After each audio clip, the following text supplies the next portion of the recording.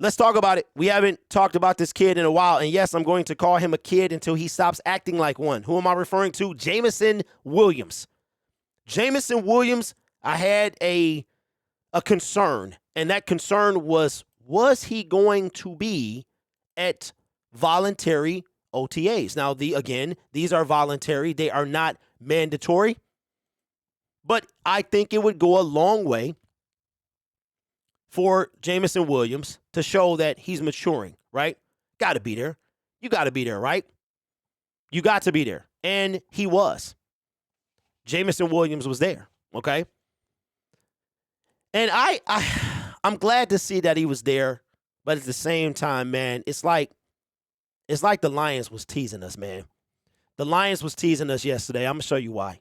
They was teasing us because of this clip right here. They only put out a few clips, and this is one of them. Jameson Williams taking the pass from Jared Goff. Jared Goff right on target to big J-Mo. J-Mo's not even running full speed. No braces on the knee. No nothing. First thing I noticed was the calves. The calves is ridiculous, man. We're going to pause this on the calves because I want y'all to see this man calves. Nope. Wait, you can see him. It's a shot, but I missed it. But look, there you go. Look at this calf right here. That's his right, but his left calf is ridiculous. Ridiculous. But this our kid, J-Mo, man. Looking good. Likes to wear the hoodie. He can't play until October. And it's all his fault. It is his fault. But I'm feeling some type of way, man, because I'm glad he was there. I don't want to take anything away from Jameson Williams being at voluntary OTAs. I want to stress that.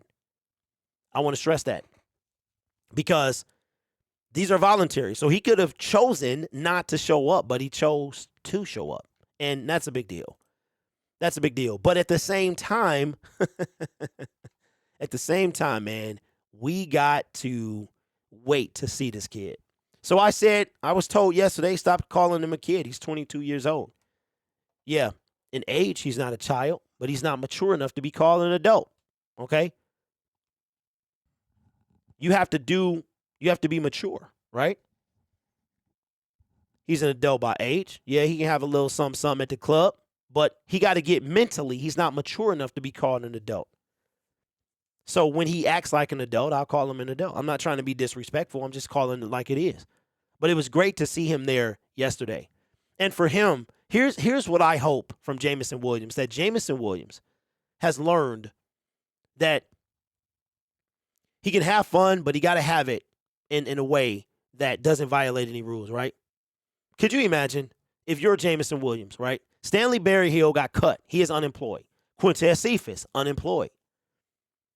C.J. Moore, unemployed for the next year. Him and Quintez. Why haven't you heard about him? Because you can't.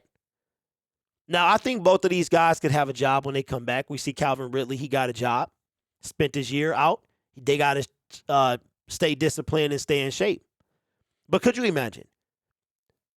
And this is the part to me that Dan Campbell said something. I think it was Hard Knocks, or it was leading up to Hard Knocks. And he said, failure is only failure if you don't learn from it, right? And as I've grown up and I've let that process what he said. And I talked to my son about this yesterday, about failure. Failing is the way that we become who we are, right? So we learn from if we don't fail, how do we know what the right thing to do is? But if you learn from it, was it really a failure or was it a learning experience? Could you imagine Jameson Williams gets suspended about a month ago? This is before the schedule comes out. So they know who they're going to play. They just don't know when. And at this time, we don't know how many primetime games the Detroit Lions have. We don't know who we're starting the season. And then we get the news 2 weeks ago that you are playing Thursday Night Football against the Super Bowl champion Kansas City Chiefs in Arrowhead. That is something that does not happen. Okay? The next time the Lions play the Kansas City Chiefs, Jameson Williams might not be on this team. The next time they play them in Arrowhead, he will be almost a decade into his career. You understand that? So this guy here, this is a learning experience. Not only do you have to remember how he was leading up, and which is why this is why I can't call him a grown up. This is why I call him a kid, right?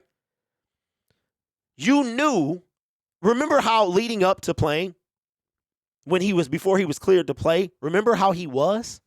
Remember he's got the football everywhere he went, holding it like it was part of him.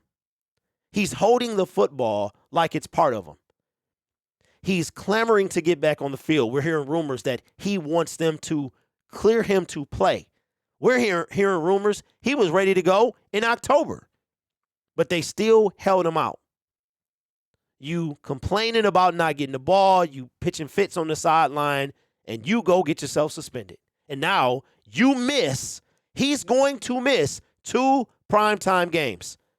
Thursday night against the Green Bay Packers and opening the season against the Kansas City Chiefs. There can't be any better learning experience than this.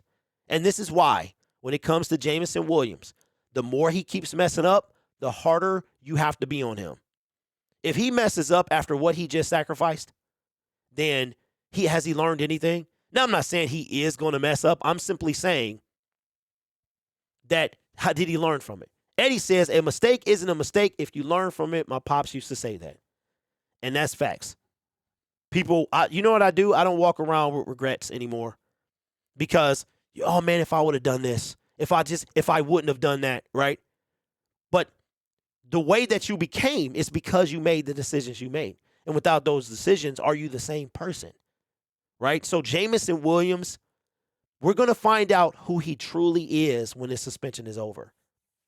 And it's going to be, and I'm telling you, based on what we're looking at here, if this kid is able to stay right, he going to be trouble. But we already knew that.